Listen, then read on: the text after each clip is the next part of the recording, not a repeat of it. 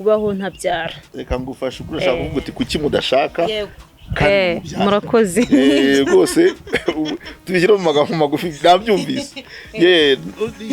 Igisubizo ntabwo gikomeye cyane. Cyambere hanze aha biravugwa ngo ubundi ngo kugira ngo ube padiri nyine nuko uburi inkone bivuze nyine ngo nkuko twavuze hari umubiri wawe udakora neza imibiri idakora neza muri Bibiliya ntagatifu ikiremba ni ijambo ry'ikinyarwanda twitinya kurivuga ntabwo ari igihe byanditse nuko nari biyonye nanjye noneho abandi nabo bakavuga ngo buri mupadiri bafite umugore w'umubikira ababikira baje kugira ngo babagore b'abapadiri babona munavuganye rimwe na rimwe bavuga ati uriya ni madamu.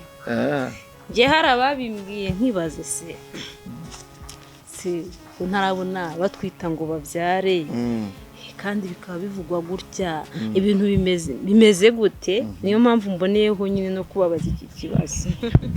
Urakoze. Ibyo abantu bavuga byo ni byinshi. Oya tuba turi abasore bazima ndetse n'abajya mu kibikira n'ubu abakobwa bazima. Tuba turi abasore bazima ndetse ahubwo ugiye kuba kwihimana kubera kutari muzima nta nicyo waba uyihaye. Unzi ubwo iyo kado yaba ari kado bwoko ki uhaye Imana.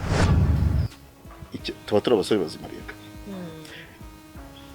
Ndetse ahubwo iyo nenge kugaragayeho ukino mu mashuri bagusezerera. Kuko burya umuntu inkone reka bisobanure neza. Inkone cyangwa ikiremba.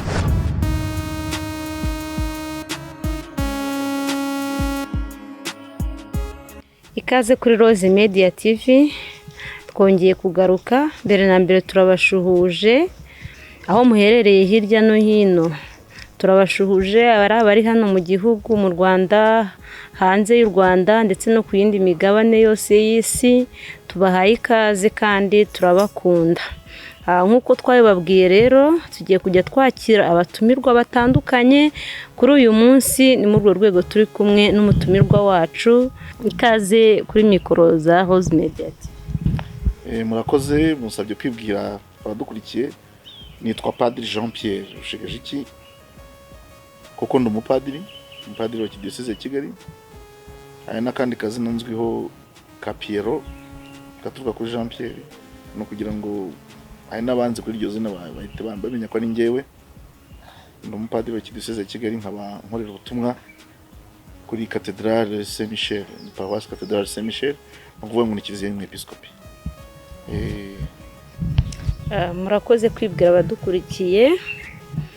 Nzi ko musanzwe muri n'abahanzi b'indirimbo za kiliziya ndumva icyo nacyumvise. Ibyo uvuga ntabwo ubeshya. Ikibanza nuko ndi padiri mu Kristo abantu umupadiri. Hanyuma ndi n'umuhanzi w'indirimbo z'Imana. Harajya batubwira ngo ntabwo ari z'Imana ngo nizahimba Imana. Iyo ikintu kibaye cyiza kiba ari cy'Imana. Imana iba kikunyujeho ariko ari icyayo. Ni indirimbo z'Imana rero ntabwo ngomba gutinya kubivuga.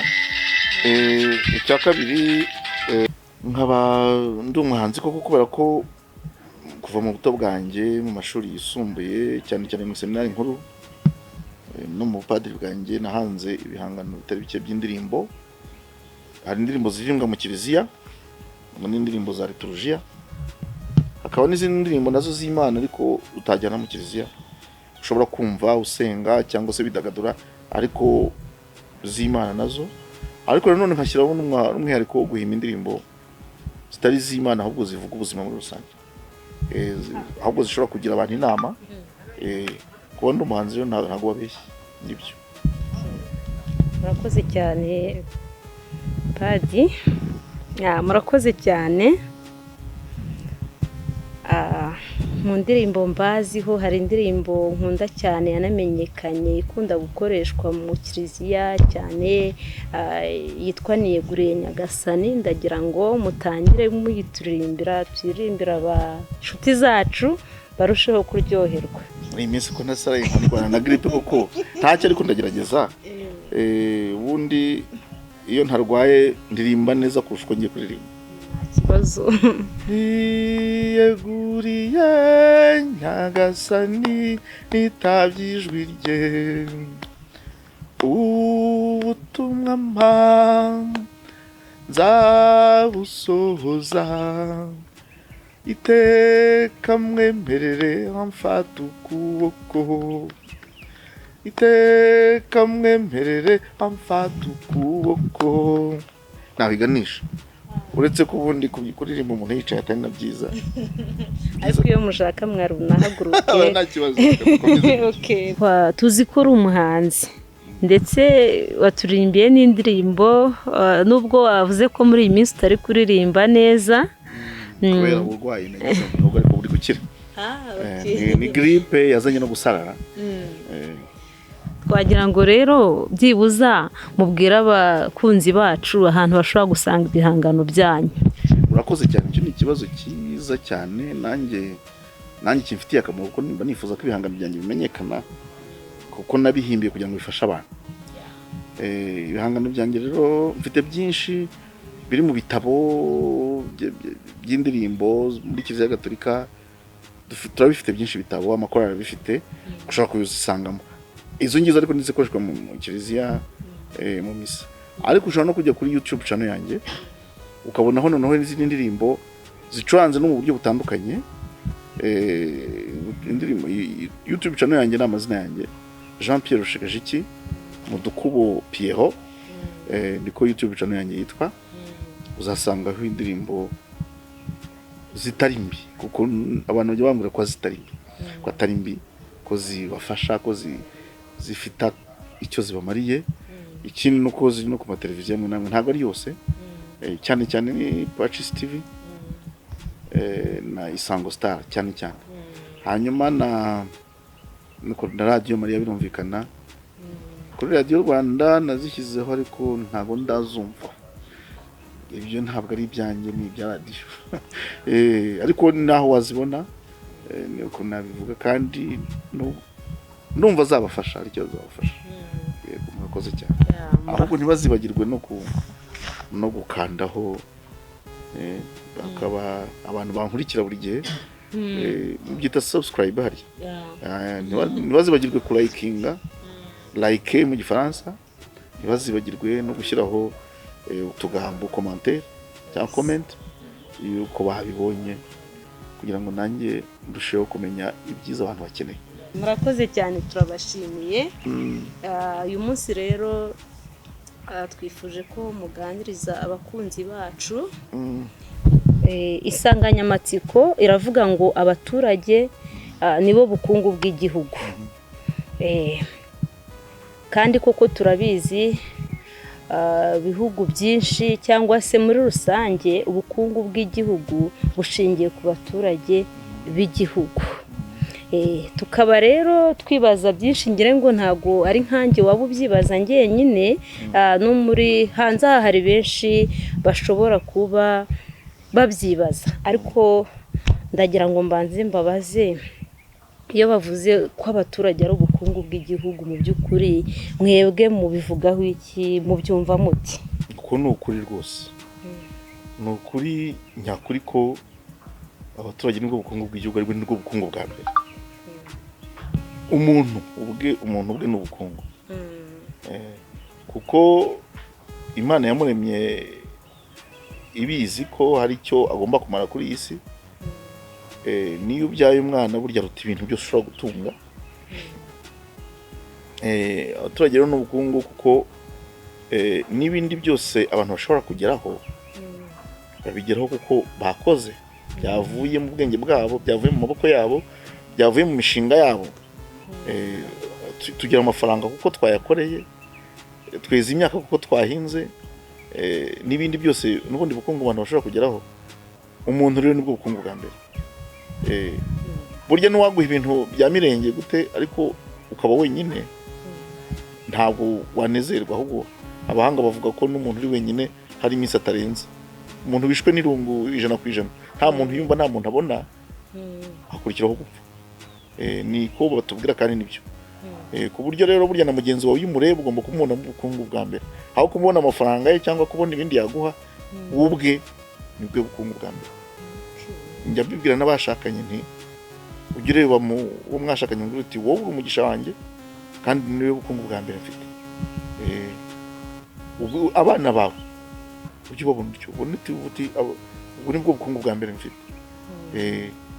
Kuko n'uwaguha ibiki ariko ugashaka umwana ukamubura kandi wamushakaga, ngira ngo ntago waba ugeze kuri uwo mugisha nyine, uretse ko nabyo ugomba kubyakira. Abaturage nibwo bukungu, kuko burya uko abantu bahari, iyo abantu bahari bashobora no kugira icyo bakora kibyara ubundi bukungu gituma babaho neza, ariko bituruka kuko nyine bahari kandi batekereje kandi bakoresheje amaboko yabo n'ubwenge bwabo.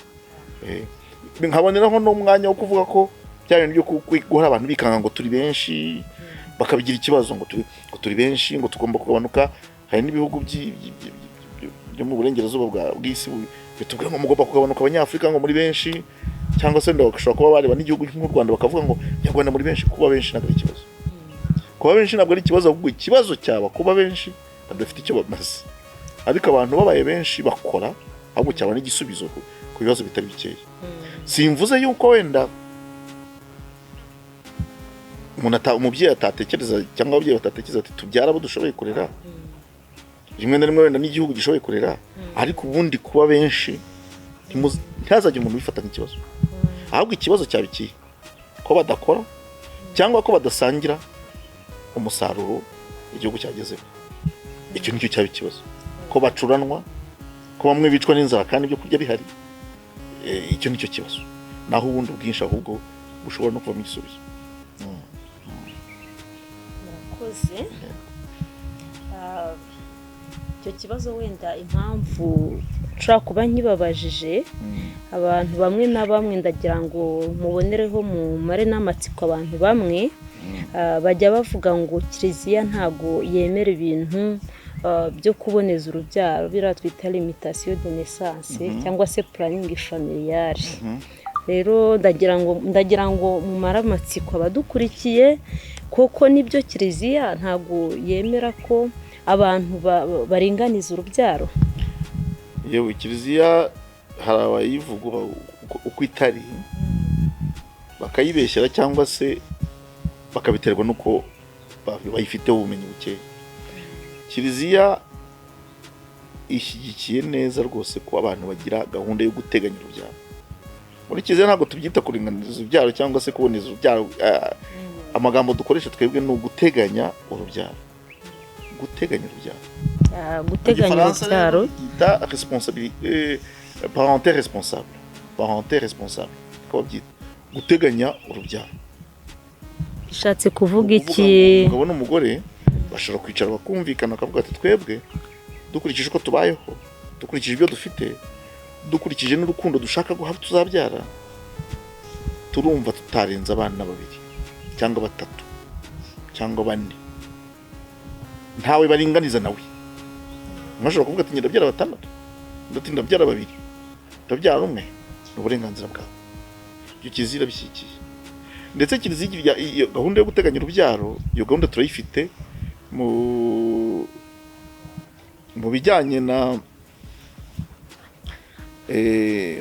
bijyanye n'ubuzima bwayo muri rusange. Twigisha abantu ko bashobora gukora iyo gahunda yo guteganya urubyaro bakabiganiraho. Mu Gifaransa ndumva nawe wagikoresheje, avuze planification familiale, twebwe twongeraho naturelle. Planification naturelle ni ukuvuga uburyo bwo guteganya urubyaro hagati y'abashakanye. Ni nabo bonyine bagomba guteganya urubyaro, kuko nta bandi bagomba kubyara ubundi. Nibwo buryo bunoze bwo kubyara no kororoka, kubyarira isi na Kiliziya. Abashakanye babyumvikanaho, hanyuma bakagana inzego zibishinzwe muri Kiliziya. Cyane cyane ubu ngubu nko muri Archdiocese ya Kigali ni Caritas ifite mu nshingano icyo gikorwa, ariko no mu paruwasi birahakorerwa no mu mavuriro ya Kiliziya. Iyo planification familiale naturelle no kuvuga ni ikoresha uburyo bwa kamere, ntabwo ikoresha uburyo bw'imiti, inshinge cyangwa ibindi bintu baseseka mu mubiri. Nuko nabuze uko mbivuga mu Kinyarwanda, ariko numva mubizi. Ubwo buryo bw'imiti n'inshinge, impamvu Kiliziya itabushyigikiye nuko mu by'ukuri ubona ushobora kugira ibyo byangiza mu buzima bw'umuntu, ari mu mitekerereze ye, ari mu mubiri we, ndetse ari nawe bigiraho ingaruka bakabitubwira ati byatugizeho ingaruka, sibyo? Wenda ntabwo ari bose ariko byabagizeho ingaruka. Ntabwo rero wajya kunywa iyo miti bishobora wizera ko bitakugiraho ingaruka, ariko ubundi hari abo bigiraho ingaruka kandi ku buryo bufatika. Kandi cyagize ingaruka ku mubiri kiba cyagize ingaruka no kuri roho, cyagize ingaruka kuri roho kigira n'ingaruka ku mubiri. Kiliziya ikoresha uburyo bwa kamere. Ubwo buryo bwa kamere bukumvikana neza, ntabwo ari gakondo. Hari ababyitiranya na gakondo. Kamere ni ukuvuga no gukoresha, kubanza kureba uko umubiri w'umuntu ukora, noneho ugateganya urubyaro ugendeye kwa kundi umubiri w'umuntu ukora n'imisemburo ye, cyane cyane niyo gahunda tugenderaho. Ni uburyo bushingiye mu kwimenya, noneho ukamenya igihe ushobora gushyikirana n'uwawe kugira ngo mubyare cyangwa se mutabyara. Ubwo buryo bwa kamere ni uburyo bwa gihanga. Ntabwo wakwicara wowe ngo nabumenya, bisaba kubwiga kandi ni bwinshi. Uburyo bwinshi bukoreshwa bujyanye no kwireba no kwitegereza no kumenya uko uyobora umubiri wawe. Ubwo buryo kandi umuryango mpuzamahanga w'ubuzima OMS irabwemera, yaranabusinyiye. Yewe niba ntanibeshya n'igihugu cyacu kirabwemera, cyaranabusinyiye. Ndetse ahubwo igihugu cyacu kitubwira ngo muduhe raporo z'abantu bakoresha ubwo buryo, turebe ko abo bantu bahagaze. Kiliziya rero ishyigikiye ubwo buryo bwa kamere kuko nta n'icyo bwangiza ku muntu, bwubaha uko ateye n'uko Imana yamuremye, ntibugire ingaruka mu buzima bwe. Ngira ngo urabizi ko ingaruka zihora ari mbi. Habajya bavuga ngo ingaruka nziza ntabwo ngembyemera. Ingaruka zihora ari mbi. Okay, murakoze. Ndizera ko abadukurikiye hari icyo bashaka kuba basobanukiweho.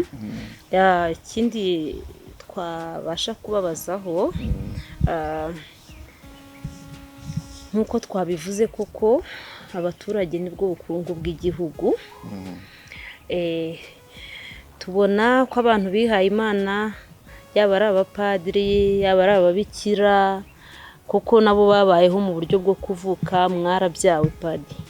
Twarabyawe rwose. Mwarabyawe cyane rwose. Njye rero ndibaza, ariko hari n'abandi wenda babitekereza, umuntu agenda yumva hirya no hino. Ndibaza ni ukubera iki mwebwe mudakontribuwa muri uko guproduiza nyine muri uko guproduiza nyine abantu nyine.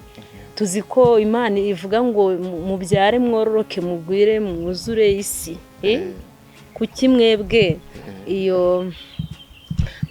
icyo ngicyo mutakitaho cyane, ahubwo mukavuga muti ngiye kubaho, niyemeje kubaho ntabyara? Reka ngufashe uko urashaka kuvuga uti kuki mudashaka kandi mubyara. Murakoze rwose.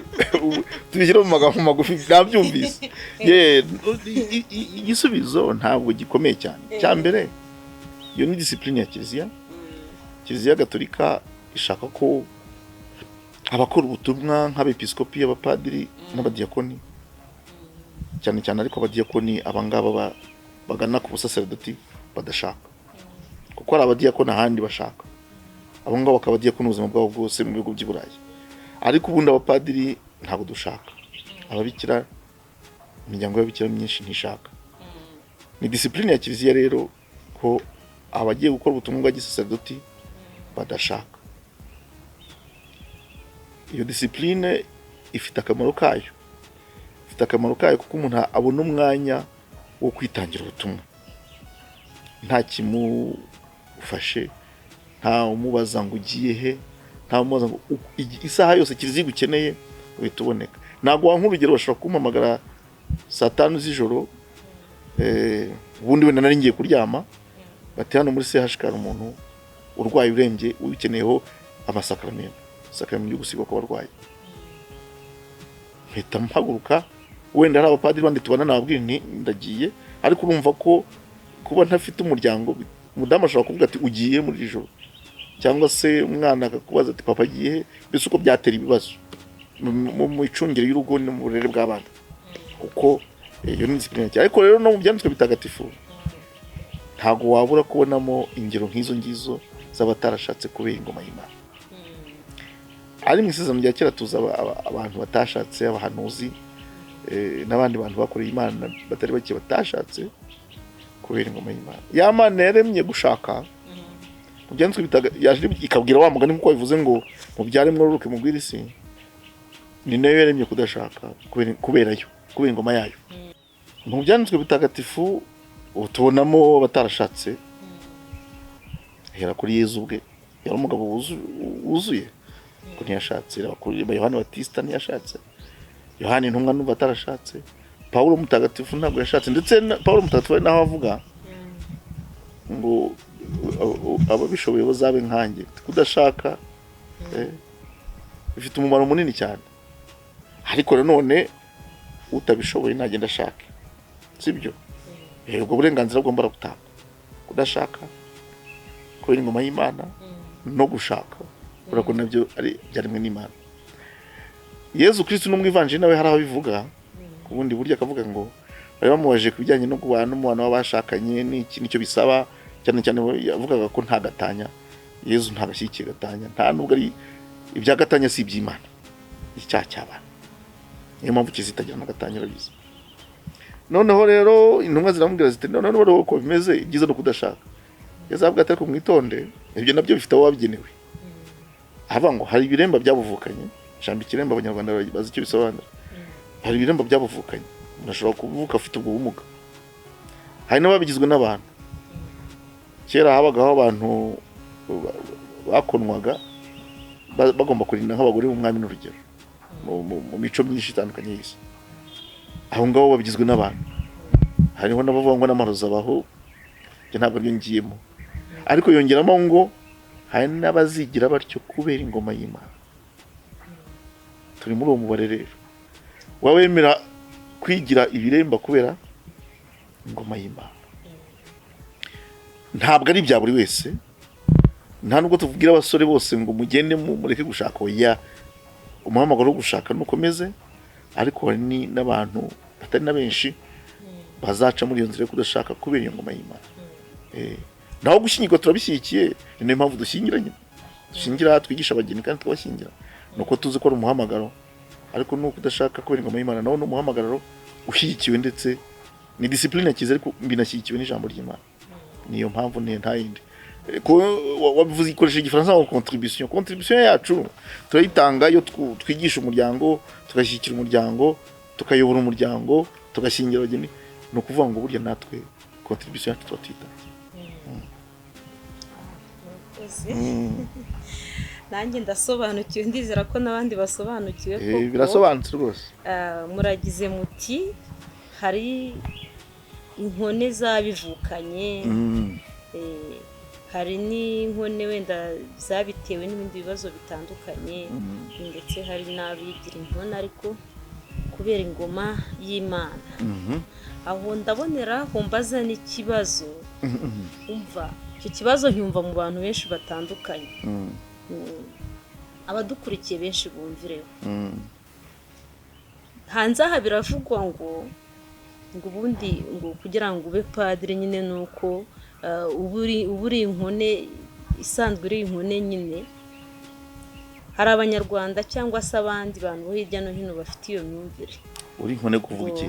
Okay, bivuze nyine ngo nkuko twavuze hari umubiri wawe udakora neza, imibiri idakora neza. Muri Bibiliya ntagatifu ikiremba ni ijambo ry'ikinyarwanda twitinya kurivuga, ntabwo ari igihe byanditse nuko naribonye nanjye. Noneho abandi nabo bakavuga ngo buri mupadiri bafite umugore w'umubikira, ababikira baje kugira ngo babagore b'abapadiri babona munavuganye rimwe na rimwe bavuga ati uriya ni madamu. Ngiye hari ababimbwiye nkibaze se ntarabona batwita ngo babyare kandi bikaba bivugwa gutya, ibintu bimeze gute? Niyo mpamvu mboneyeho nyine no kubabaza iki kibazo. Urakoze. Ibyo abantu bavuga byo ni byinshi. Hari abivuga basa nk'abatebya, babizi ko nabo ubwabo batebya, uretse ko batakwiye gutebya mu bintu bikomeye. Nta muntu ugomba gutebya mu bintu bikomeye.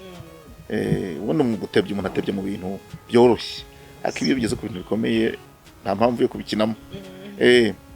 icya kabiri aravuga nk'abatebya akabaho n'ababivuga kuko ariko babyumva cyangwa ariko bashaka ko biba atari ko bimeze ariko bashaka ko biba. Urugero kavuga ngo buriya kugira ngo ujye kubiha Imana ugomba kuba uri iyo nkone nk'uko bivuga cyangwa se ikiremba nk'uko byanditse muri Bibiliya ntagatifu. Oya, tuba turi abasore bazima ndetse n'abajya mu kibikira n'uva bari abakobwa bazima. Tuba turi abasore bazima ndetse ahubwo ugiye kuba kubiha Imana kubera ko utari muzima nta nicyo waba uyihaye. Uretse ubwo iyo kado yaba ari kado bwoko ki uhaye Imana. Niba ngiye nihaye Imana nka kado ntaye Imana kubera ko nyikunda, wajya gutanga kado gatanga igipfuye. Nawe ubwawe ugiye gutanga kado uyiha inshuti ureba mu byo ufite byiza. Tuba turi abasore bazima rero. Ndetse ahubwo iyo nenge kugaragayeho ukina mu mashuri bagusezerera. Kuko burya umuntu inkone reka bisobanure neza. Inkone cyangwa ikiremba kugira ngo amere aricyo nuko umubiri udakora neza uhereye mu bwonko. Sibyo? Buriya impuissance aricyo bita mu Kinyarwanda uburemba. Ikibazo cyo kiri hano. Niba ufite ikibazo hano ntabwo uzayobora abandi. Abayobora uteze kandi ufite ikibazo nawe ubwawe. Uzanarebe n'ubona abantu bitwa ibiremba. Iyo ari byo koko usanga n'ubundi mu buryo bwo kubaho habuze imikino. Ubona tuzuye neza. N'ubumuganye. Sibyo? None se padi. Kandi urizi ko sexualité yacu burya inagenga n'ubuzima bwacu bwinshi muri rusange. Burya turi sexualité ni ikintu kigali. Ikindi cya kabiri bavumbuye nyine ko utuzuye ntacyo uri guha Imana ariko ni no ubuhungiro ubigize ubuhungiro. Icya kabiri ushobora kuba utanatekereza neza bityo ko utawuyobora n'abandi neza. Hanyuma rero abavuga ngo bikira n'abagore b'abapadiri nk'uko mubitekereza. Ndagira ngo mwinyeshe ko ibyo ngibyo ari ibintu abantu bamwe na bamwe bavuga wenda batebye uretse ko batebye mu bikomeye bakina mu bikomeye. Icya kabiri nawe bivuga kubera nanjye banga ubugomerekano no gukoresha iryo jambo ariko n'ubugizi bwa nabi kuko barabizi neza ko imiryango y'abapadiri kwayo imiryango y'abikika kwayo ntabwo tubana. Njye abantu nabyumvanye numvishe bavuga ngo iyo ubonye wenda urugo rw'abapadiri ahangaha iburyo ibumoso uhabona urugo rw'ababikira. Ntabwo ibyo ndabigeraho ntabwo tuba mu ngo zimwe. Kimwe buri wese agira urugo rwe kandi twasezeranye kudashaka. Harimo abasezerana ubusugi tugasezerana kudashaka tugasezerana kubombura ubuzima. Ntabwo rero kuba nariyemye umugore nabwanjye nkamwiyima sinshake ntajya kumushakira mu babikira ntabwo byaba ari byo. Ndetse ubwo abantu baba barimo kudutwerera ibitekerezo bafite ubwo bakavuga ati jewe ntabwo namurebera. Akenshi ari umuntu agutwerera ikimurimo. Ikindi kuvuga ngo kuki ababikira baba baturanye n'abapadiri. Ngira ngo ahenshi ubona ko abapadiri baba batuye ku maparuwasi yabo. Ahanini abapadiri batuye ku maparuwasi yabo cyangwa batuye haje za chapelle zivugirwamo misa. Umubikira rero ni umukristo mu bakristo b'imena. Kugira ngo ikintu kugira umubikirana nuko uri n'umukristo b'imena. Ntabwo wajya kumubikira utari umukristo b'imena bishoboka. Umukristo w'imena rero umukristo mwiza yifuza kujya ahantu yajya abona misa kenshi cyangwa hafi cyangwa buri munsi ahubwo. Urumva rero ko najya kubaka urugo akenshi azacunga ahantu azabona paruwasi cyangwa azabona chapelle bakegera paruwasi. Niyo mpamvu wenda niyo isi wanguka. Ariko no guturana ntabwo abantu bagomba kubona icyo kibazo. Ubuse nta mugabo uturanye n'umugore. Hano hatuye umugabo hari hatuye umugore mu ngo ebyiri zitandukanye uzahita ubashinze kubura ko baturanye ubwo no umugore we. Ubuse ntibakorana. Ubuse nitwicaranye. Ubuse simpura abarayiki tukaganira. Nese abarayiki kazi. Nese uko uganiriye n'umuntu muba mugiye muri zo gahunda. Nyine abantu hariye bagutwerera ibyo barimo hakabona abatebye nabivuze ariko ntibagakina bikomeye. Aho bihuriye iyo nshaka umugore nari kumushaka nkuko bashaka umugore nari kumushaka. Kabona nibujije ntabwo nzajya kumushakira mu babikira. Naba ngiye no kumuyemukira umubikira uretse ko nanjye naba ntiyoroheye. Ntabwo nanjye niyoroheye. Naba niyoroheye. abantu rero barekeye aho ndetse gukubagana baba bakubagana. murakoze.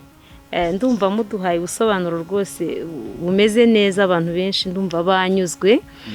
Ariko hari aho mwavuze ngo ahubwo ngo baramutse basanze uri impuissance cyangwa se uri ikiremba, ngo bwaba ari nko gushaka ubuhungiro, ubwihisho, ntabwo babasha kukwemerera kukwakira mu muryango w'abihaye Imana. None se babwirwa n'iki ko wenda udafite ubwo bushobozi cyangwa se ufite ubwo bumuga bw'uburemba? Abo babyita hanze babibwirwa n'iki? Hanze arabyitwa. Harya buryo babibwirwa n'iki? Erega umuntu yafite ubumuga kubimenya ntago bikomeye. Ntago bikomeye. Umuntu ufite ubumuga erega nakubwiye ko bijyana n'imitekerereze. N'imitekerereze yitangira gupfa. Akagira ubumuga bw'ibitekerezo ukabibona. Kandi icyo gihe bakugizeho bakagira ikibazo cy'uko waba utuzuye bagufata n'ibizami. Byanashoboka nabyo. Ariko ngira ngo nawe mu buzima uhuye n'umuntu ufite imitekerereze irwaye tubibona. Nakubwiye ko impuissance cyangwa umuntu impuissant biba bituruka mu mitekerereze. Hari n'ibintu byinshi byo badashobora kumva kubera ko ari mu bwo buzima ari uko abayeho. Ni ubumuga bukomeye. Iyo rero Yesu yagutoye ntabwo yakwima ubuzima bwiza. Iyo yagutoye azi ko agiye kugukoresha ntabwo yakwima ubuzima bwiza. Babibwirwa n'iki? Abantu bazi kwitegereza, abantu bazi kureba. Ibyo byose uyu n'umuntu ufite ubumuga urabibona. Uyihuye n'umuntu ufite trisomie 21 ageze ko bayita mu cyangwa ubibona se? Kenshi uragura n'umwana akabwira umwana ni trisomique. Kandi n'umuganga akavuga ati nibyo. Kandi nge ntabyo uzaminafasha. Ariko ari ibimenyetso bigaragara. Uragura n'umwana akamubwira umwana ni autiste. Kandi tumaranye iminsi 2 gusa ariko umwana afite autisme. Kandi koko n'umuganga akamubwira ati ni autisme. N'ibindi. Murakoze n'ubutumizwe n'ubusobanuro bwanyu. Twakongera tukababaza ikindi kibazo. Bijya bivugwa hanze cyangwa se bigeze kuvugwa ko abapadiri bashobora kuzabaha uburenganzira, iyo discipline ya Kiliziya Gatolika ikabasha guhinduka, bagahabwa uburenganzira bwo kuba bakorera Imana kandi banubatse, bagakorera Imana bakaba abapadiri ariko banashatse. Ibyo bintu mubona koko hari igihe cyazagera bikabaho? Reka ngusubize rwose. Cyambere mbanza gukosora niyo myumvire y'abantu ngo babaho uburenganzira. Wagira ngo barabimye uburenganzira. Ninde wanyine uburenganzira bwo gushaka? Ninde koko? Tuvugisha ukuri. Abantu badukurikiye, ninde muntu wanyine uburenganzira bwo gushaka? Ntawe. Nagiye muri Kiliziya nshaka kuba padiri, ndabisaba imyaka n'imyaniko, nandika amabaro bansubiza, nandika bansubiza kugeza igihe mba padiri. Nagiye kuba padiri mbizi ko abapadiri badashaka.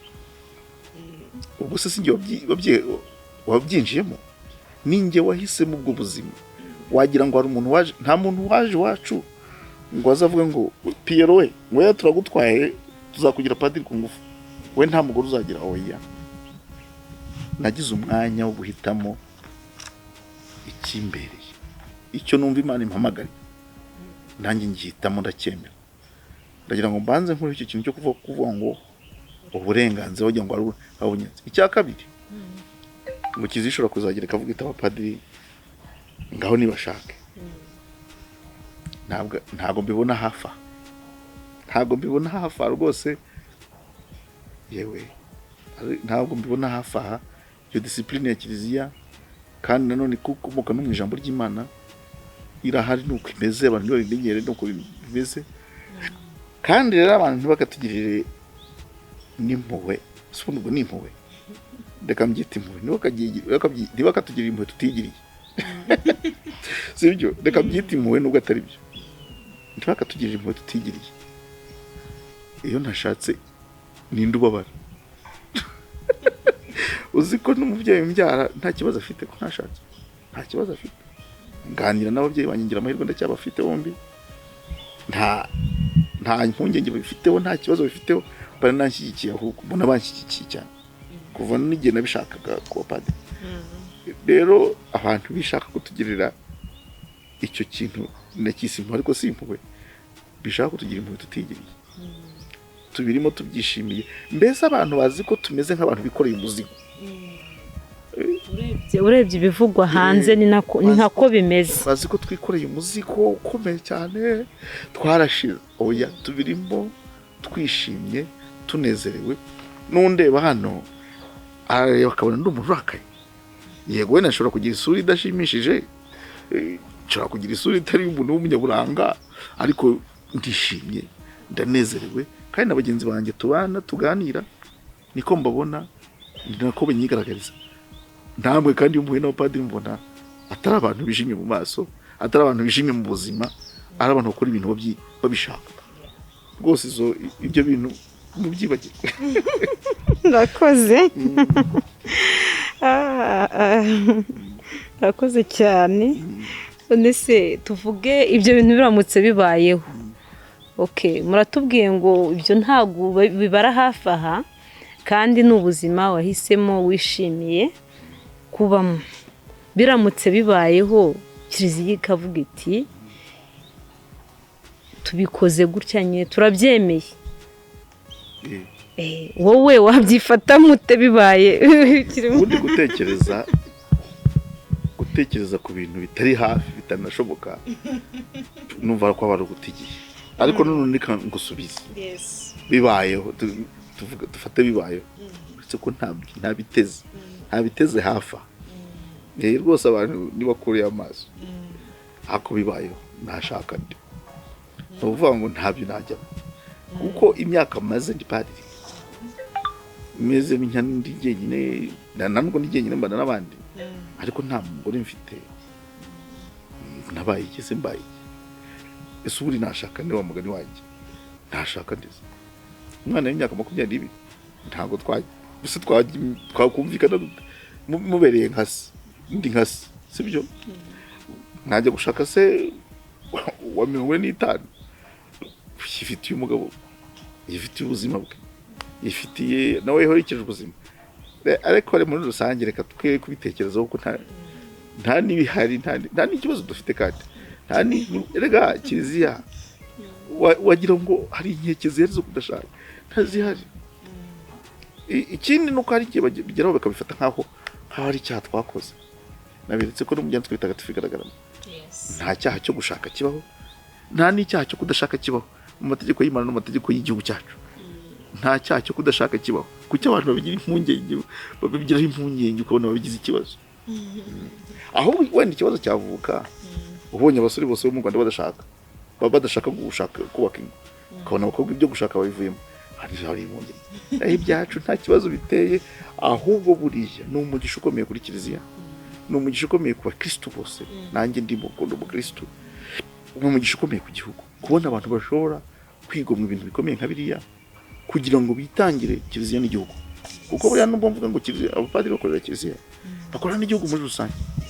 Iyo bari mu burezi, iyo bari mu mavuriro, iyo bari mu gufasha muri za karitasi, za mituweli, iyo bari kugira buriya turi abantu bakomeye cyane, ahubwo turi abaturage bakomeye cyane mu iki gihugu, bafite n'akamaro kanini cyane. Turamutse duhagaze ibyo dukora nibwo mwabyumva. Reba nkuvuga nko mu kiliziya ivuze iti ariko ndabizi ko itabikora, ivuze iti iby'amashuri twari turimo tubivuyemo, uwo mwaka wakurikiraho byabira bite? Reba amashuri kiliziya ifite, uburezi n'uburere itanga, ivuze iti iby'amavuriro twari turimo tubivuyemo. Reba amavuriro ifite, serivisi yatangaga, umurongo muzima yatangaga, imirongo umuco, indangagaciro z'ubuzima zifatika yatangaga. Ahubwo iyo abantu bari bazi gushima, ntabwo mvuze ngo twe bashimira twenyine, hari n'abandi bakora neza, ariko kiliziya by'umwihariko n'abashumba muri kiliziya bashimirwa cyane, kandi abantu benshi ntibajya babitekerezaho. Murakoze cyane. Ndumva ibibazo twe twateguye kubabazaho, impungenge zawe zihari ndumva zishize. Murakoze rero ku nyigisho nziza mugejejeho abakunzi ba Rose Media TV. Ndumva mufite byinshi, turifuza ko tuzongera kugirana ikiganiro. Murakoze cyane. Tuboneraho rero gushimira abari baduteze amatwi, naho ubutaha.